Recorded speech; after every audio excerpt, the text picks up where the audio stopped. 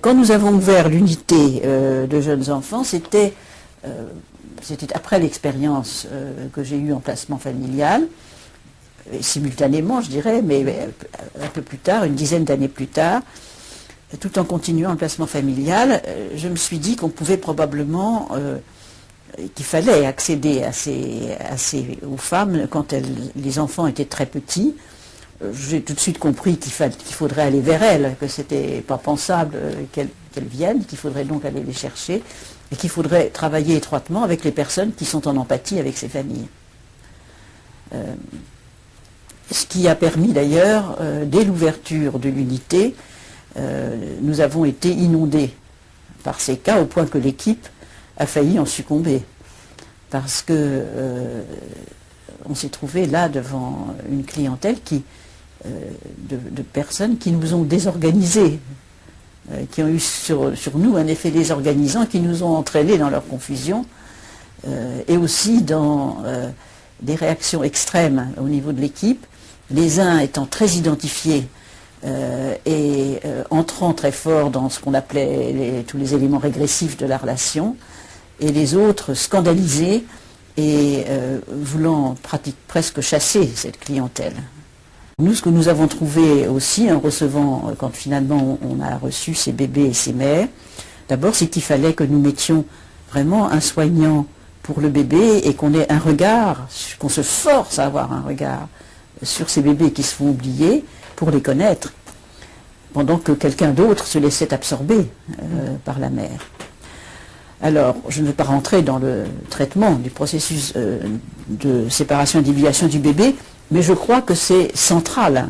Oui. Si on veut faire quelque chose pour ces enfants, pour ces personnes, je dirais, en voie de développement, il faut essayer de les connaître très tôt dans leur vie, donc le plus tôt possible, et il faut mettre en place tout un armement thérapeutique. Parce que c'est quelque chose de compliqué. Ça mériterait en soi un entretien, de parler de ça, parce que c'est pas connu.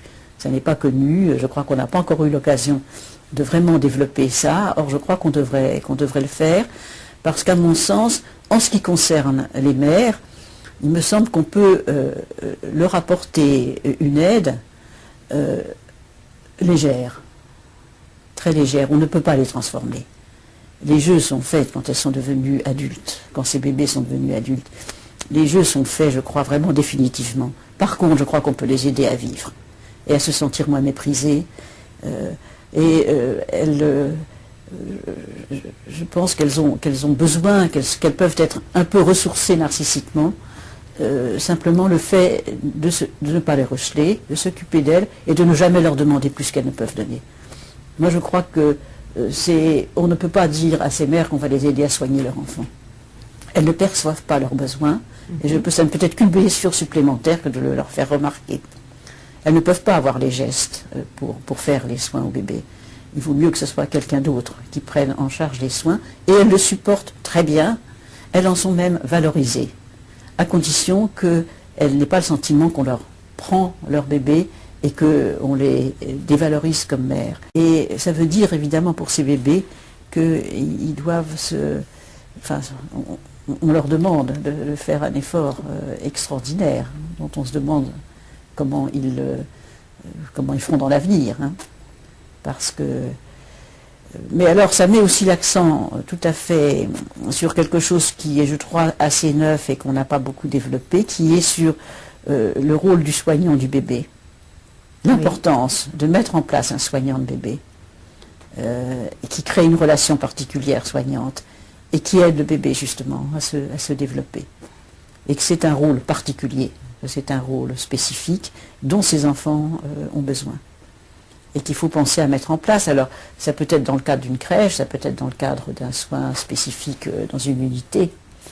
Mais je me dis, moi, qu'il faudrait absolument créer des unités de soins pour bien équiper, pour accueillir ces personnes et pour travailler avec les services qui ont pour ces mères de l'empathie et qui sont souvent des services un peu méprisés par les psychiatres en particulier, enfin, qui n'ont pas Alors je crois qu'actuellement le joint commence à se faire Oui. entre l'intersecteur et les services qui s'occupent des bébés, parce que les pédopsychiatres se rendent bien compte maintenant qu'ils n'auront accès aux bébés qu'à travers les services qui donnent des soins directs aux bébés, c'est-à-dire à travers les crèches, les PMI, et s'ils ont le courage, les services de l'aide sociale à l'enfance. Ce que je voudrais dire aussi du point de vue de la pathologie des enfants, c'est qu'en l'absence de soins, cette pathologie va s'aggravant en ce sens de devenir plus spectaculaire et plus handicapante à mesure que le développement se fait. C'est-à-dire que le développement met l'enfant devant de plus en plus grandes complications, et on s'aperçoit alors que toutes les sphères de la personnalité sont touchées. Sphère cognitive, sphère affective, traitement des pulsions, etc. Enfin vraiment tout est pris chez ces enfants. Et ils sont extrêmement démunis, par exemple, quand ils sont à l'âge d'entrer à l'école. Ils sont souvent envoyés par l'école, tardivement, alors que jusque-là, tout a été toléré. Il y a beaucoup de travail à faire. Hein, quand vous avez commencé, c'était déjà de la psychiatrie de liaison. Oui, oui. Voilà, mais je vous remercie encore beaucoup.